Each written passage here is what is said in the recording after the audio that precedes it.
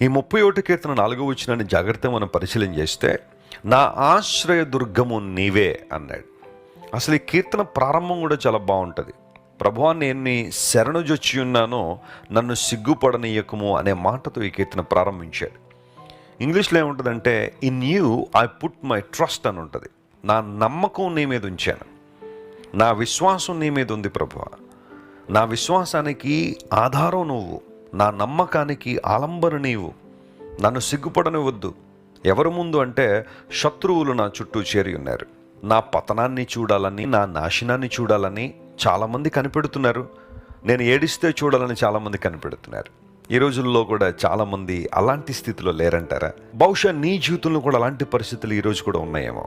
నీ శత్రువులందరూ నీ చుట్టూ చేరి, నువ్వెప్పుడు పడిపోతావా, నువ్వెప్పుడు నష్టపోతావా, నువ్వెప్పుడు ఇబ్బందుల్లోకి వెళ్ళిపోతావా అని కనిపెట్టేవాళ్ళు చాలామంది ఉంటారు.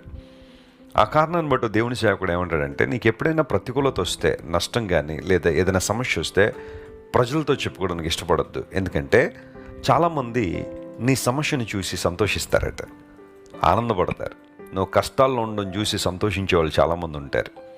నువ్వు చెప్పే ఆ మాట, నాకు ఇబ్బందులు ఉన్నాయని నువ్వు చెప్పే ఆ మాట వాళ్ళకి చాలా ఆనందాన్ని ఇస్తుంది, సంతోషాన్ని ఇస్తుంది. మరికొంతమంది నీకు కష్టాలుంటే నన్నేం చేయమంటావని తప్పించుకుంటారట. ఈ 2 రకాల ప్రజలతో నింపబడిన ప్రపంచం ఇది. అయితే నా చుట్టూ ఉన్న శత్రువులందరూ కూడా వలలు ఒడ్డి నన్ను చిక్కించాలని, నన్ను ఇబ్బంది పెట్టాలని చూస్తున్నారు ప్రభువా.